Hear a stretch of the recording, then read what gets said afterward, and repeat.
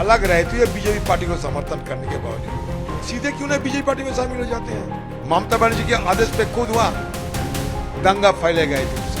आज ममता बनर्जी और भतीजे दोनों के चलते बंगाल में ये तृणमूल पार्टी के हाहाकार मच चुके हैं। ये राजनीति में टीएमसी पार्टी को मैंने शुरू से ही कहते आ रहे हैं कि ये पॉलिटिकल कंपनी है, पॉलिटिकल पार्टी तो नहीं है। ये नौटंकी करने का बावजूद अगर ये लोग सीधे एनडीए में शामिल हो जाते तो अच्छा लगते, क्योंकि इतने दिनों तक मतलब 4 मई तक बीजेपी पार्टी के खिलाफ जंग लड़ते हुए भी जब हारी इन लोगों ने, तब इन लोगों को एहसास हुई कि अभी बीजेपी के पाले में हमें जाना चाहिए। तो ये इधर उधर घुमा के बात ना करते हुए सीधे तौर पे बीजेपी पार्टी में शामिल होना इनके लिए वाकिफ होगी, क्योंकि ये बाहर रहते हुए एक अलग गुट बनाते हुए ये जो हमारे 10th शेड्यूल जो है एंटी डिफेक्शन, इससे खुद को बचाने के लिए इस तरीके के नोटों की करने की कोई जरूरत नहीं है। और उसके साथ साथ फिर देश की तरक्की की बात कर रहे हैं। तो इससे अच्छा होते अगर सीधे तौर पे बीजेपी पार्टी में शामिल हो जाते। मतलब मैं कहना चाहता हूं अलग नहीं बल्कि मर्जर होना इनके लिए अच्छा लगते। ऐसा क्यों लगता है सर आपको? क्योंकि ये तो खुद ही कह रहे हैं ना कि हम बीजेपी की सरकार को मदद करने के लिए, सरकार की तरक्की के लिए, देश की तरक्की के लिए बीजेपी को मदद करना चाहते हैं। अरे तुम तो दूसरे पार्टी के नुमाइंदे थे, अगर मदद करना ही चाहिए थे तो सीधे क्यों ना बीजेपी पार्टी में शामिल हो जाते हैं। ये तो लाजिमी है कि उनकी पार्टी में शामिल हो जाना चाहिए। अलग अपना पहचान रखने की क्या जरूरत है। अलग रहती है बीजेपी पार्टी को समर्थन करने के बावजूद सीधे क्यों ना बीजेपी पार्टी में शामिल हो जाते हैं। धर्म तो बचाओ कम से कम। ईमान मतलब खुद को ईमान बचाने की कोशिश करो, सीधे मार्जर हो जाओ बीजेपी पार्टी में। मैं ये सलाह देना चाहते हैं। लेकिन आपको कैसा लगता है सर कि एक बड़ी पार्टी जिसके अभी मौजूदा सांसद है, क्योंकि कई सांसद कह रहे हैं, मोहत्रा ने ट्वीट किया यूसुफ पठान को टैग करते हुए कि आपको जो मैंडेट मिला था वो बीजेपी के अगेंस्ट मिला। अरे कुछ नहीं, मैंडेट वो मुझे हराने के लिए वहां तैनात किया गए थे।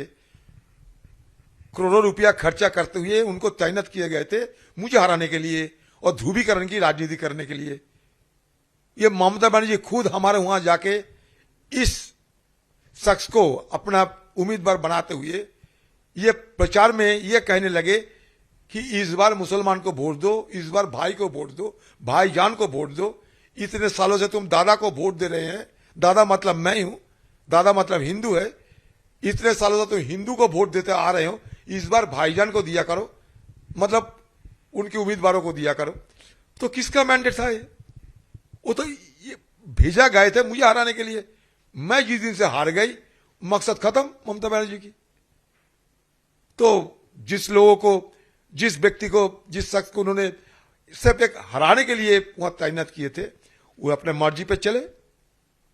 आपके बात क्यों सुनेंगे? आपका काम तो हासिल हो चुके हैं, मैं तो हार ही गए हैं, और क्या चाहिए। आपने खुद सांप्रदायिक ध्रुवीकरण किए थे मुझे हराने के लिए। ममता बनर्जी के आदेश पे खुद वहां दंगा फैले गए थे उस समय, और उनकी पार्टी के दूसरे नुमाइंदे खुलेआम और शिकारा भी है। तो उनका भी ज्ञान दे रहे हो आप लोग। मैंडेट, अरे आपके पार्टी के दूसरे लोगों की मैंडेट क्या ये था? भतीजे के खिलाफ क्यों नहीं बोलते आप? जुबान नहीं निकालते? आज ममता बनर्जी और भतीजे दोनों के चलते बंगाल में ये तृणमूल पार्टी के हाहाकार मच चुके हैं। ये कहने में शर्म लगती है आप लोगों को। लेकिन सर कैसे देखते हैं आप राजनीति का रुख? आप बंगाल की राजनीति कैसे देखते हैं? विपक्ष तो कहीं ना कहीं वहां दिखाई नहीं देता लोकसभा की बात करें तो। और आज जो ये इस तरीके से ये बात कर रहे हैं आगे आने वाले किसी भी वक्त के अंदर नंबर्स की जरूरत पड़ती है बीजेपी के लिए, इनडायरेक्टली नंबर्स खुल गए। और वजह क्या मानते हैं आप इन सब चीजों की, और असर कैसे देखते हैं राजनीति का? ये राजनीति में टीएमसी पार्टी को मैं शुरू से ही कहते आ रहे हैं कि ये एक पॉलिटिकल कंपनी है, पॉलिटिकल पार्टी तो नहीं है, पॉलिटिकल कंपनी है। तो पॉलिटिकल कंपनी की शेयर में अभी घाटा चल रहे हैं। तो जिन लोगों ने पॉलिटिकल कंपनी में इन्वेस्ट किया था, इन्वेस्टर भाग रहे हैं। और क्या? क्योंकि वहां नाफा नहीं है। ये तो पॉलिटिकल कंपनी है। शेयर बेचे गए थे, नाफा हो रहे थे, अभी नाफा होने की संभावना नहीं है, फिर चलो शेयर उठा लो, इन्वेस्टर भाग रहे हैं। यही तो है। और क्या जी?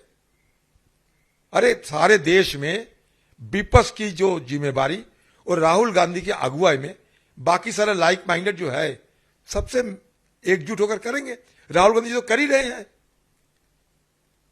अगर शुरू से राहुल गांधी की ये सारे तवज्जो देते थे, आज जो दे रहे हैं, तो नतीजा अलग होते थे। यही मैं जरूर कहूंगा। सर आखिरी महत्वपूर्ण सवाल, अब कांग्रेस के लिए क्या आगे राह देखते हैं आप? क्योंकि भले ही आप लोग के पास नंबर ना हो, लेकिन आप लोगों की पार्टी वहां पर है, एक राष्ट्रीय पार्टी है। आज इंडिया ब्लॉक की बैठक हुई, उसके अंदर ममता बनर्जी भी शामिल हुई, अभिषेक बनर्जी भी शामिल हुए, तमाम टीएमसी के नेता और तमाम इंडिया ब्लॉक के नेता शामिल हुए और 5 पॉइंट का एजेंडा भी रखा। तो इसको कैसे देखते हैं आप, और आगे की राजनीति कांग्रेस की कैसे देखी जाए? कांग्रेस की राजनीति बढ़िया होगी अगले दिन, क्योंकि बंगाल में अभी तक खुले मैदान पड़े हुए हैं। लोग कांग्रेस की बारे में सोच रहे हैं। सारे हिंदुस्तान के पिछड़े वर्ग के लोग, सारे हिंदुस्तान के शोषित लोग, कुचले हुए आम लोग, ये सारे राह देख रहे हैं कांग्रेस की, और कांग्रेस के साथ साथ बाकी सारे लाइक माइंडेड पार्टी को। तो इसलिए बंगाल में कांग्रेस के लिए खुले मैदान अभी पड़े हुए हैं, और हम लोग ये खुले मैदान में उतरेंगे। बाकी इंडिया जोट में जिसको आना चाहिए आएगी, नहीं आएगा उनकी अपनी अपनी राय है। कांग्रेस पार्टी सबको बुलाते हैं, सबको चाहते हैं कि सब मिलकर काम करें। इसका मतलब ये नहीं कि कांग्रेस पार्टी को कोई चलाएगा और कोई चलाएगी। कांग्रेस पार्टी अपने राह में सीधे तौर पे चल रहे हैं, सारा दुनिया देख रहे हैं। देश दुनिया की ताजा खबरें और वीडियोस के लिए अभी डाउनलोड करें पत्रिका ऐप।